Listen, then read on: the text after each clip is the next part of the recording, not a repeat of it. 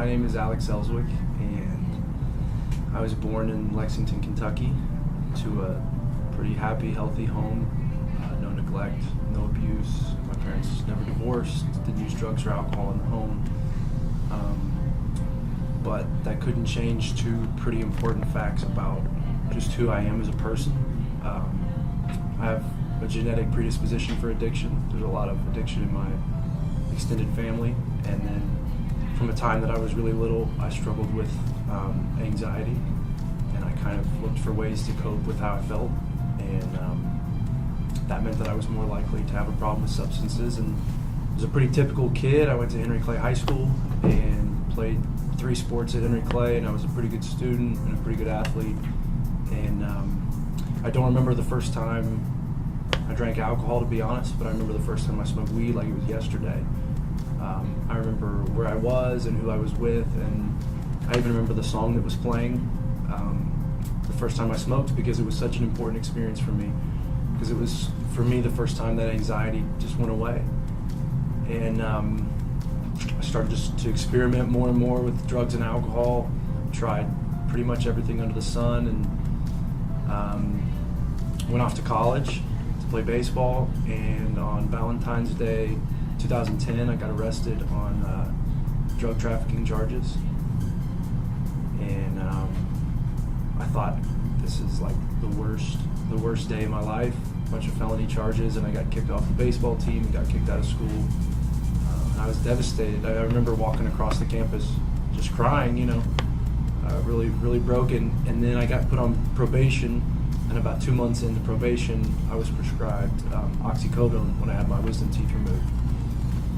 And I took it the way it was prescribed by my doctor. I didn't abuse it, but then I got dry sockets in all 4 wounds in my mouth, and I got a second script for oxycodone, and I took it the way it was prescribed. But for someone with a genetic predisposition and clinical anxiety, that was enough, and I got addicted to oxycodone.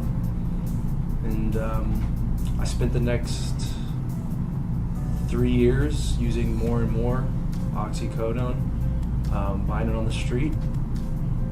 And then by about 2012, I had about $100 to $150 a day habit, and you can't support that kind of habit without doing some pretty bad things. I started stealing from people. I was lying to everyone, and I finally came to my parents and said that I thought I had a problem, couldn't stop taking these pills, and so I started going to rehabs. And I'd go for 7 days and get out and relapse, and then go for 30 days and get out and relapse, and 45 days and do a halfway house, got out and relapsed. And the thing that you got to understand is the entire time all I wanted was to stop. I was miserable, and I genuinely wanted to stop, but I couldn't. And so, long story short, I moved to Cincinnati with the girl I was dating at the time, and I got introduced to heroin and to the needle. And I don't know how to explain how a normal, competent human being can stick a needle in their arm, but I did, and then I got addicted to heroin, and things got really bad really fast. I stole from the wrong people, and I got into some tight spots, and I ended up homeless in Cincinnati, and then finally I ended up at a Salvation Army in Dayton, Ohio, and started to go through withdrawals again. I couldn't take it, and I walked out the front door, and I spent the next week sleeping under Highway 35 in Dayton, shooting heroin, flying a cardboard sign, and panhandling for money. And I went back to the Salvation Army, and I begged them to let me back in, and by the grace of God, they did. And I ended up spending 6 months at the Salvation Army, and it's the hardest thing I've ever done in my entire life, without question. It was honestly easier being under a bridge shooting heroin than it was being in the Salvation Army, because at least when I was under the bridge, I could have a little bit of reprieve from the way that I felt. When I was in treatment, I was raw and vulnerable, and I cried every night, and Salvation Army is a homeless shelter, and 80% of the beds they have there are Department of Corrections. So most of the guys there were straight out of prison, so it was a rough crowd. So I had to I would sneak off to like a bathroom stall and sit on a toilet and cry. It was pretty pitiful, pretty sad. But the good news is when I got out, I did something different this time. I sought out support in a lot of different ways. I got into a 12-step program. I did individual counseling to address some of that anxiety. My family got involved in treatment. I stopped hanging out with those friends that I hung out with before.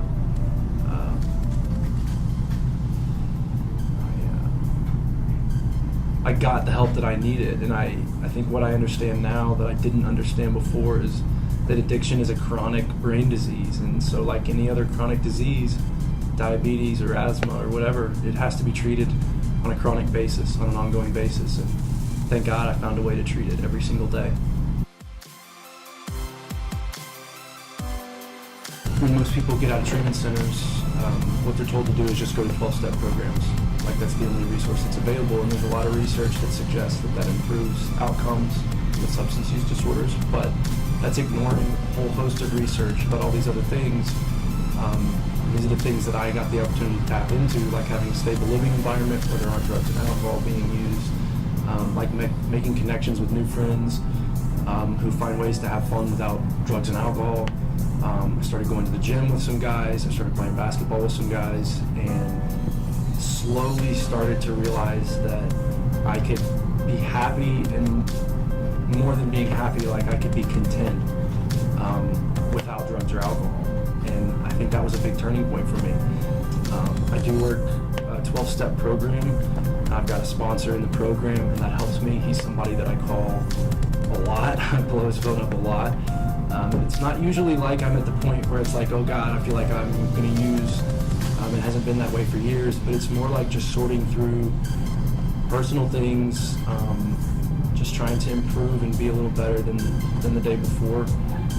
I also sponsor guys in the 12-step program, and I think there's something about giving back to people who are struggling the way that you struggle that's like really invaluable and a really rewarding process. And it also is important for me to kind of stay plugged into that community, to sort of remember what it was like to be addicted. Because, for instance, I've got a guy I'm working with right now who relapsed 2 weeks ago at 6 months sober from heroin, and he overdosed twice in a week, and he's now back in jail. And listening to him cry on the phone, and he's heartbroken and he's devastated, and my heart hurts for him, but in a way it's kind of good for me to get to see that and to remember what I don't want to be a part of, the kind of life that I don't want to live. And so then once I got a little bit of time in recovery, I started going out and doing these speaking engagements and talking at schools, and I got the chance to talk on a panel with the Attorney General, Loretta Lynch, which was very cool, before City Council. Got to advocate for legislation, Senate Bill 192, which is the heroin bill. Some pretty cool stuff. And then I co-founded a nonprofit organization called Voices of Hope Lexington. And what we do is try to mobilize Central Kentucky and our community to support people in recovery, because to be honest with you, being a person in either addiction or recovery is a really stigmatized kind of person to be. Most people think that we're immoral, or we use because we have character flaws, or we're broken, or we're just bad people, and it's really an uphill battle to get what you need to treat your illness on a daily basis. And so we do things like overdose response trainings for family members of loved ones to teach them how to respond to an overdose and administer Narcan, which is a drug that can reverse the effects of an overdose. We host an event every year called Overdose Awareness Day, which is an opportunity for families to come and grieve and memorialize the lives of people they've lost to drugs and alcohol, and just provide a safe space for them to grieve in a stigma-free environment.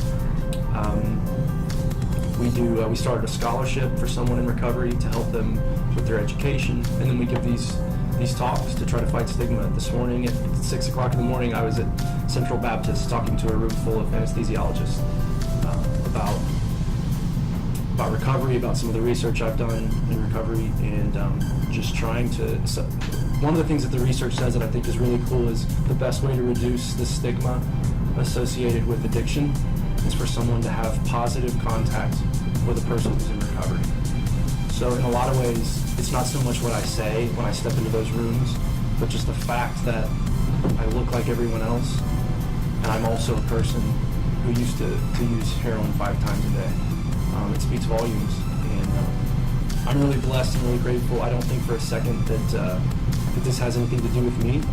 After I give a lot of these talks, a lot of really nice people will come up and say a lot of really nice things, like, I'm so proud of you because you're so strong, or you have so much willpower, or whatever it is. And the reality is, that's just not true. The truth is that I had access to the resources that I needed to treat my disease on a daily basis.